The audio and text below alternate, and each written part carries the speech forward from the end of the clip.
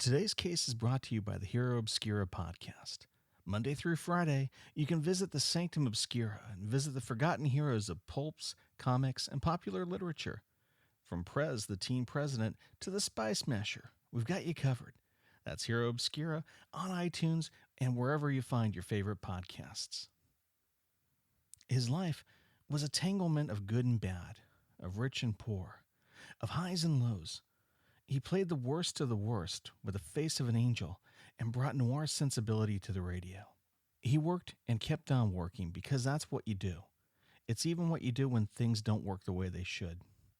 Case number 23, Alan Ladd in Box 13. Today on the Noir Factory.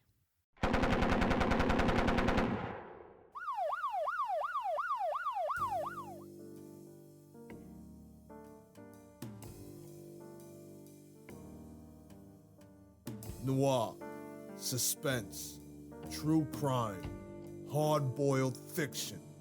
Explore the dark alleys and cheap gin joints of mob history, noir films, hard-boiled paperbacks, and two-fisted pulp fiction with mystery writer and make-believe detective Stephen Gomez. Grab your fedora and button your lip as you enter the office of the internet's finest fictional detective agency, the Noir Factory.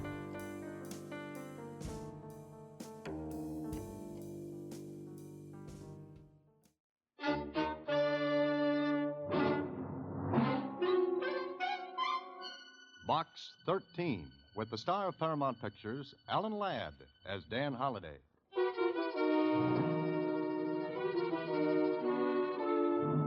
Box 13, care of Star Times. Please meet me at 2 o'clock tomorrow afternoon in front of the Mercantile Building. You can do me a tremendous favor, perhaps change the whole course of my life.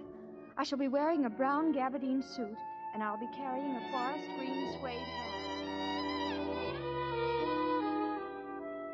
I'll be carrying a forest green suede handbag. That was all. No name, no initials. Just the letter. Well, it didn't sound like much of an adventure. Brother, but how I could have used a crystal ball in good working order.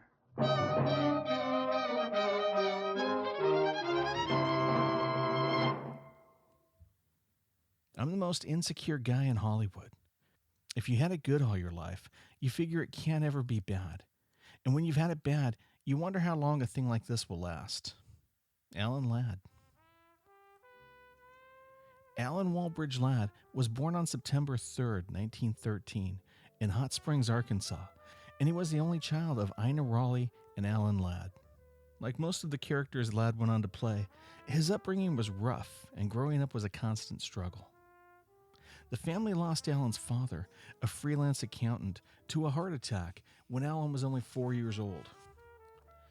Shortly afterwards, the family apartment was lost when Alan accidentally burned it down playing with matches.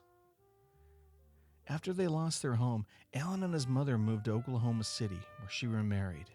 Afterwards, the family moved to Pasadena in a Grapes of Wrath-like journey, where his stepfather found short-time work painting movie sets. Later in life, Ladd said that they existed for long periods of time on nothing but potato soup. Throughout Alan Ladd's childhood, he and his mother battled times of homelessness and severe hunger. Alan, who was always undersized, was said to have suffered from malnutrition. Growing up, he was labeled with the nickname Tiny, a nickname he always hated. In California, to help make ends meet, Alan worked various side jobs, including picking fruit, sweeping floors, and delivering newspapers. In high school, he excelled at track and field, as well as swimming, and by 1931 he was seriously training for the Olympics when an injury ended his athletic career. After receiving advice to pursue acting from a high school teacher who directed him in The Mikado, Ladd found work as a grip in Warner Brothers. It was a job that paid $45 a week, and at the same time, he was also studying acting at Universal Pictures, thanks to a donation from a friend. To help out, he opened a hamburger stand and inexplicably named it Tiny's Patio for the childhood nickname he hated. He also married his girlfriend Midge in 1936, but the two couldn't afford to live together, so they waited until Alan managed to save up enough money. Eventually, the couple, along with Alan's destitute mother, moved in with a friend. By this time, the couple had a child, Alan Jr. At the same time, Alan's mother was suffering from alcoholism. A few months later, Alan saw his mother die by her own hand after taking ant poison. Tiny's patio closed, but Ladd was studying voice acting, and it was starting to pay off. He was getting radio work on programs like Lux Radio Theater. He started making a little money from his craft, and it was during this time that he was, as they say, discovered. Sue Carroll was a retired film actress turned Hollywood agent. She'd heard a radio drama and was taken by two performances, that of the father and the son. After calling the radio station and learning that Alan Ladd had played both parts, she signed him to a contract. Initially, it was said that Carroll didn't care for his looks, but at some point, that had to have changed. Alan divorced Midge and married Sue Carroll in 1942. Alan was already beginning to get small roles in Hollywood, such as Cross Country Romance, Meet the Misses, and a role in the Green Hornet serial. But under Sue Carroll, he got his first big break. In This Gun for Hire, Ladd played a psychotic killer, Philip Raven. Ladd brought a vulnerability to the hard guy role, and it was something that had never been seen before. It has been said he was cast out of necessity, at 5'7", playing against a 5'1" Veronica Lake. But the chemistry between the two blonde co-stars was magnetic, and the public fell hard. Critics called this a new look for Hollywood gangsters. No longer were they ugly and brutish. They could now be handsome and cold, with an unsmiling hardness. As Ladd once said of his own looks, he had the face of an aging choir boy. Alan Ladd and Veronica Lake went on to star together in 6 more films, the next being The Glass Key, a noir masterpiece that was based on the novel by Dashiell Hammett. The movie was also well received by the public, and Alan Ladd was on his way to becoming a household name. He was making over $700 a week and was one of Hollywood's 100 top rising stars. In 1943, he landed the title role in Lucky Jordan, again playing a gangster. This time, however, it was a lighter story set against Nazis in World War II. Ladd's name was the only name above the title, and he was starting to go places. He was well loved by the public, and both his personal and professional stars were on the rise. Only something really big could interrupt such a meteoric rise. But World War II is pretty big. They were born on other planets or created in laboratories. They uttered magic words that transformed them into bizarre and wonderful creatures. They learned forbidden and terrifying secrets from forgotten masters and mysterious realms. Or sometimes they just strapped on a mask and went to work. They're the heroes from popular culture you've forgotten. Men, women, and creatures, like Prez the Teenage President, Captain Canuck, and Comet the Superhorse. Heroes that for some reason or another haven't been made into blockbuster films or hologram trading cards. We're about a week in over at Hero Obscura, and if you look around, you'll find that evil is a little less bold, and villainy is looking both ways before it crosses the streets. Look for Hero Obscura on iTunes and wherever you find your favorite podcasts. And check back here with us. We guarantee you that if you love heroes in history, you're going to love Hero Obscura. Download an episode or 3 and let us know what you think. Until then, keep watching the skies. And now back to this week's crime, already in progress. The plane trip was smooth. The trip from Airport to the Paradise Hotel was nice and easy. And the hotel itself? Well, it was the only one I could remember that looked like the ads in the travel folders. Oddly enough, there was a room reserved for me in my name. Okay, somebody checked and found out who I was. I explored the suite thinking maybe I'd get a lead on what this was all about, but it was just a fancy set of rooms, all newly decorated. I sat down, and then about a half hour later... Come in. Message for you, Mr. Holliday. Oh, thanks. Here you are. Oh, thank you. Just a minute. Who gave this to you? A man, sir. What kind of a man? What did he look like? Oh, just a man, sir. Oh, I see. A head, 2 eyes, nose, 2 ears, and a mouth. That his description? Yes, sir, that's exactly what he looked like. Good. Then I'll know him when I see him. I want to say that, although Alan Ladd wasn't in the service long, he did serve when called. Initially, he was classified as 4F because of his stomach issues, But in 1943, at the height of his fame, he was inducted in the U.S. Army. He served in Walla Walla at the Army Air Base, and in 1943 attended the Oscars in dress uniform. He also starred in a short film selling the public on war bonds.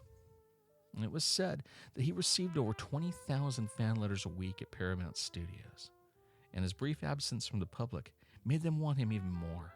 In October of 1943, he was honorably discharged from the Army for medical reasons. Those medical reasons being the digestive issues and ulcers that classified him as 4F in the first place. Back in Hollywood, Ladd would make a few more pictures with Paramount, casting him as a romantic lead, but that didn't suit him very well. What he was suited for, however, was The Blue Dahlia, scripted by Raymond Chandler. Once again paired with Veronica Lake, the movie was a smash. Paramount quickly cast him in a movie called California with Betty Hutton. But Ladd sat the movie out.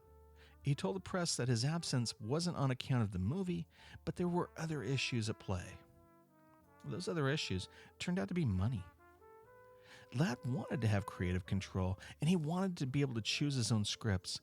But for a kid who grew up undernourished and poor, money was and always would be an issue. He was able to press Paramount for more money, but he had to give up some of his artistic control. In 1946, he made over 80 grand a year, and the next year, over 90, but he no longer had the right to pick his roles. Instead, through his career, he kept himself involved in radio drama.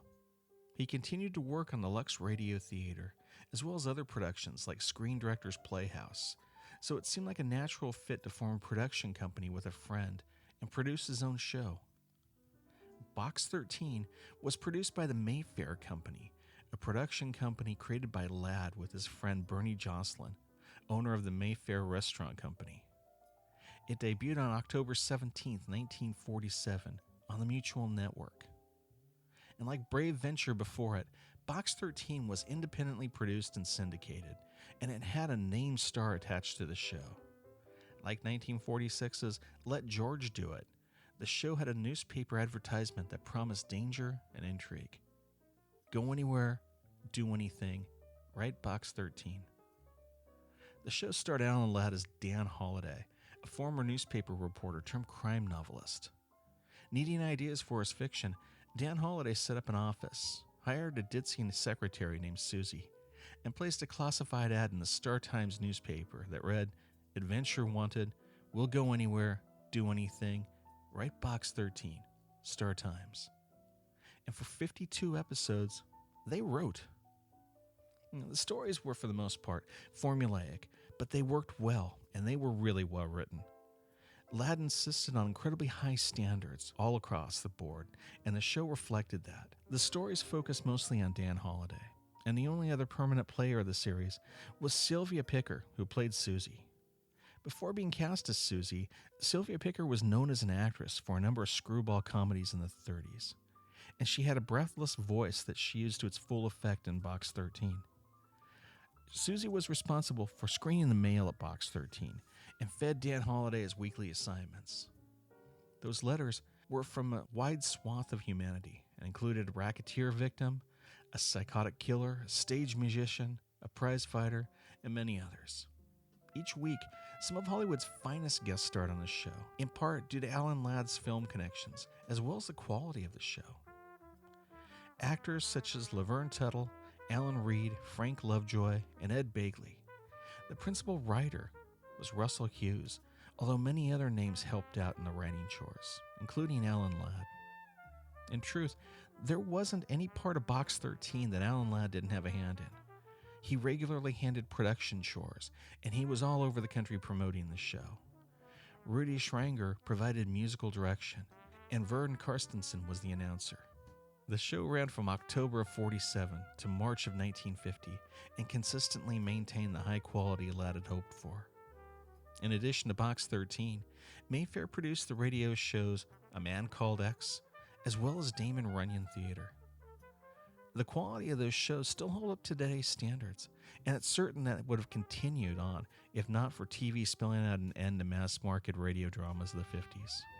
While Mayfair and Box 13 wrapped up, Alan Ladd's acting career had yet to hit its peak. At the start of the 50s, Alan Ladd's star still shone bright. He was voted the easiest star to work with in Hollywood by the Hollywood Women's Press Club, and the second most popular male star in America by the Hollywood Foreign Press Association, right behind Gregory Peck. At Paramount, Ladd had one more year left on his contract, and they wanted to make the most of it. They announced he'd be starring in Shane as a title character.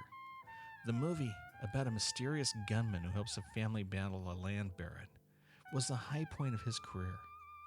The film was released in '53, and it was a hit with audiences and critics alike. Considered to be a masterpiece of Western filmmaking, Shane gave Alan Ladd the public profile in order to make his own contract demands. He signed a 10-year contract with Warner Brothers and formed a production company, Jaguar, to release films through Warner Brothers. In addition, he signed a contract with Warwick Films to make and release 2 films in England, where he was an even bigger star. Despite starting the decade at the top, the 50s proved to be a rough time for Ladd. After a lifetime of alcohol abuse, he was starting to lose his aging choir boy features, and he was starting to look old. As a sidebar, while he was vacationing at his home in Palm Springs, he visited a hardware store, and he made a sizable purchase. He asked for the purchase to be delivered to his house and was told that the hardware store did not deliver. After arguing with the clerk, he told him he would take his business elsewhere. He was then told by the clerk that there was only one hardware store in town. Tomorrow, there will be 2 hardware stores in Palm Springs, Ladd told the clerk, and he walked out. Soon, Higgins Ladd Hardware, started with friend and contractor Bob Higgins, opened shop at 53 South Palm Canyon Drive. Ladd's wife, Sue Carroll, loved working in the store. It became a hardware store / souvenir stand / interior decoration studio that stayed in business for almost 60 years. Their motto was, "Palm Springs wouldn't be Palm Springs without us." And they delivered. In Hollywood, Ladd was making films that, while they made money, were neither critical hits nor blockbusters. They were films like Drumbeat, Hell on Frisco Bay, Santiago, and A Boy and a Dolphin. His new production company, Jaguar Productions, worked with CBS General Electric Theater, and he appeared in an adaptation of a Box 13 story, Daytime Nightmare, retitled Committed. "We hope it goes off well," Ladd told the press. "If so, the other 51 scenarios are sitting on a shelf, waiting." The series wasn't picked up. There were 3 other attempts to turn Box 13 into a television series. Before his death, Ladd announced that he had plans to turn Box 13 into a feature film, and he hoped to have cameo appearances by Veronica Lake, William Bendix, and other of his Hollywood friends. Although he was still working, Ladd's life seemed to spiral away from him. In 1955, he co-starred with June Allison in The McConnell Story. The two had an affair that ended badly, and Allen started drinking to deal with his melancholia. Suffering all his life from insomnia, his dependency on sedatives increased. He was found by his butler on November 2nd, 1962, lying unconscious in a pool of his own blood with a gun in his hand. He'd shot himself in the chest, and the bullet had bounced off his ribcage. He survived, and the police were told it was an accident. Ladd said later he heard a prowler in the night and he grabbed his pistol, only to trip and accidentally shoot himself. The next year, Ladd appeared in The Carpetbaggers, a serious piece with George Peppard and Carol Baker. The movie was filmed in 1963 and released in '64, 1 year too late for Alan Ladd to have seen it. Alan Ladd was found dead on January 29, 1964, in Palm Springs. His death was attributed to an accidental mix of alcohol and sedatives. He's buried in Forest Lawn Memorial Park in Glendale, California. That closes the books on this case. Join us next time on the wrong side of the tracks at the Noir Factory, as we look at the best in true crime, noir, and hard-boiled stories has to offer. If you've enjoyed this podcast, then please subscribe on iTunes and leave an honest review. And be sure to stop by the website to fill up on pulpy and hard-boiled goodness. And remember, nice guys finish last.